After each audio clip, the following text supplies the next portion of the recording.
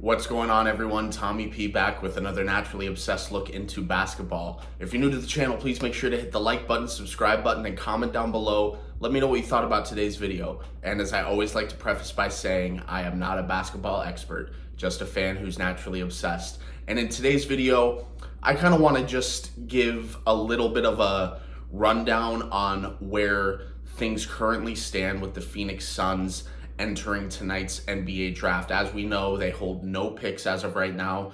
Been a ton of rumors, ton of stuff that I've been hearing and reading, and I'm sure there's stuff that you guys have been seeing on social media, reading about in articles, whatnot. But something in particular that I want to bring up right now, there's an article that came out yesterday on ESPN talking about how the Suns take a very unique approach to the NBA draft, where most teams value the NBA draft. The Suns appear not to value the NBA draft. There was somewhat, I don't want to call it a mockery necessarily, but it seemed like they were being very critical of how the Suns approached the draft process when it came to drafting Cam Johnson. You know, the scouting department apparently had player files on over 300 different players, and James Jones, according to the article, only took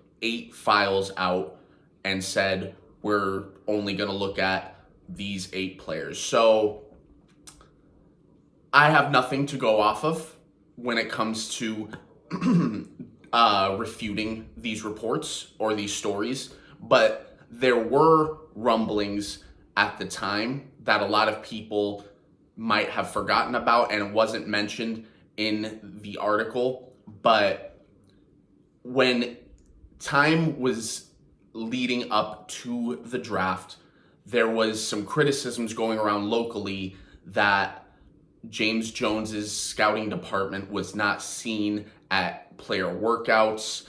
The Suns had very low representation at the combine, and it was a story at the time. Like, why aren't you doing your due diligence, basically? And it got even worse when the Suns drafted Cam Johnson, because what it seemed like a huge reach at the time. It seemed like you probably could have gotten him in the mid-teens, and you drafted him at 11. So fortunately, though, for the Phoenix Suns, it ended up being a home run pick. Like, if you could redo the draft now, Cam Johnson would without a doubt be a top 10 pick, maybe even top 6 or 7.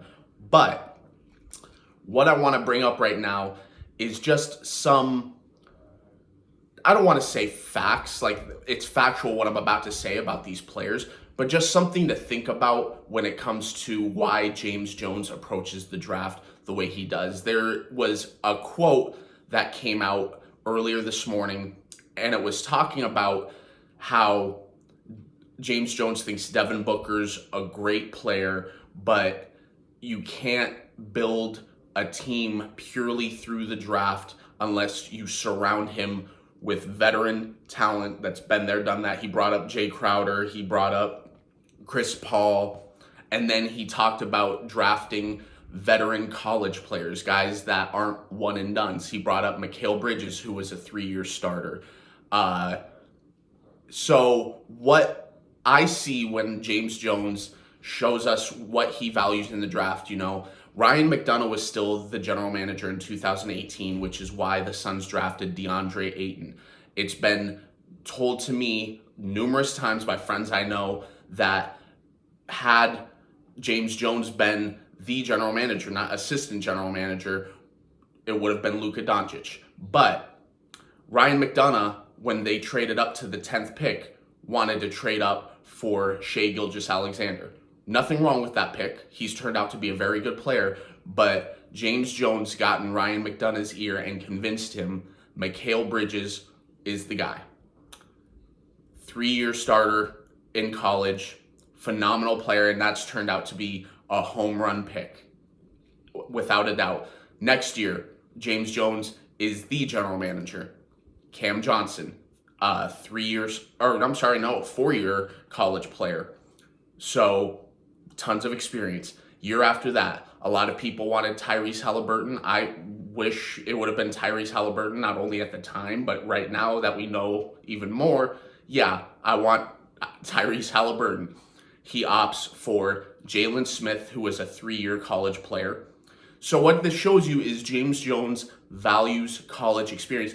One and dones are much harder to predict what they're going to be. I think they're drafted purely on talent, absolutely, and a lot of it's speculation, because you got to remember, a lot of these one and done kids are 18, 19 years old. Some of them aren't fully grown yet.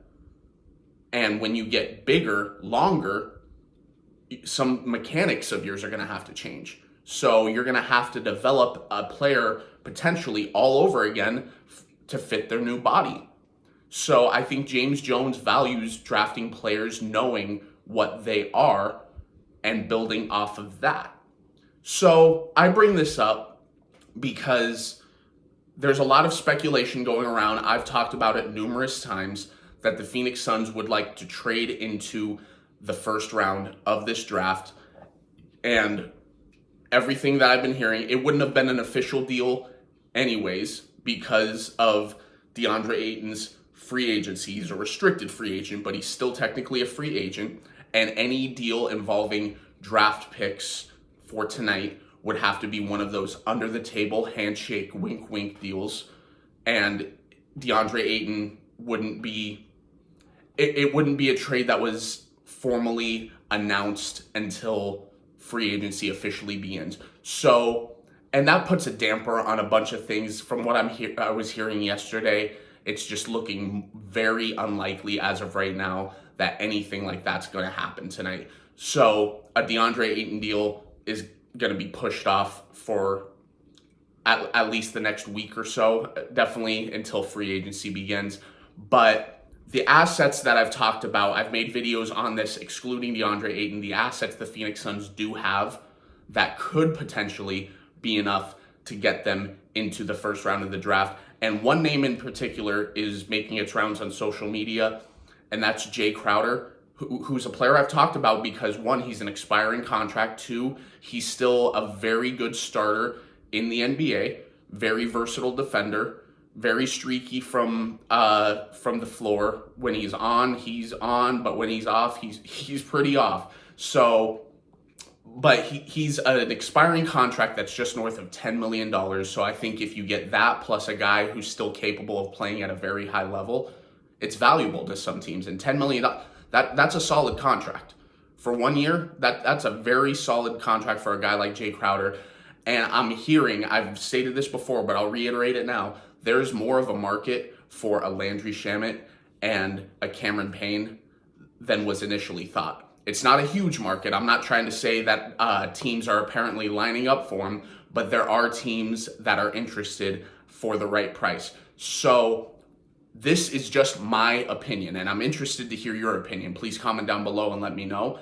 But I think tonight we could potentially see the Suns aggressively trying to package together Jae Crowder and one of either Landry Shamet or Cam Payne, and seeing what kind of a return they can get, if that would be enough to get a first round pick. And I think for some teams, it definitely would be. I think it would be hard to trade into the mid-teens with those two players, but I think in the late teens, early 20s, potentially, could be enough for some teams. It depends on how much those teams value them. You know what I mean? I always say it all the time, like, fans like you and me, we're gonna be very loud and outspoken saying, I can't believe they did that. That's a stupid trade. They're not worth it. Who the hell are we? You know what I mean? They do this professionally for a living, and they scout talent, and they view talent much differently than both you and I. If they're willing to take the risk and willing to make the decision, they must truly believe that they're worth it.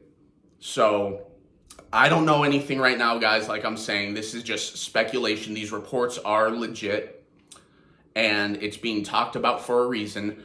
And I personally, if, that's a big if, Jae Crowder is a part of this deal, then I wonder what this could potentially do to a deal later on down the road in free agency and in the offseason if a player like and this is going to upset some people, I really don't care, this is just an example though, a Kevin Durant becomes available. I've made videos on it in the past telling you guys time and time again, like, I'm not saying it's going to happen or I think it's going to happen, but he's one guy that I have not been told no on. And I trust the people that I talk to. You don't have to trust them, you don't have to trust me, but I trust them enough that I'm willing to put my credibility, the little credibility I have as a fan, on the line to share that information with you guys. So obviously Jae Crowder wouldn't be the key player in a trade going back to a Brooklyn Nets if Kevin Durant becomes available. But I think he would be a big part in getting it done because one, his expiring contract, excuse me, I burped while I was talking, that's weird. His expiring contract, just north of $10 million, and the fact that for 1 year, I think he's still capable of playing at a very high level and that's a starter for the Brooklyn Nets, potentially. So let me know what you guys think, what kind of trades you want or think the Phoenix Suns can make tonight, and if they are able to trade into the draft, who would you like to see them draft? Who do you think they will draft? I've heard a lot of people on Kai Sato. He wasn't even on my radar until a little over a week ago. Done my homework on him. I think he's a very sneaky, good value pick. Could potentially go in the late first, early second, but I honestly, I don't know. I know the players I like, but everything that I would share an opinion on, I can't really do so unless I know if the Phoenix Suns are able to trade into the draft, where are they picking? So let me know what you think down below, guys. I appreciate you guys watching. Please don't forget to hit the like button, subscribe button, and comment down below. Let me know what you thought about today's video, and I'll talk to you guys later. Thanks, guys.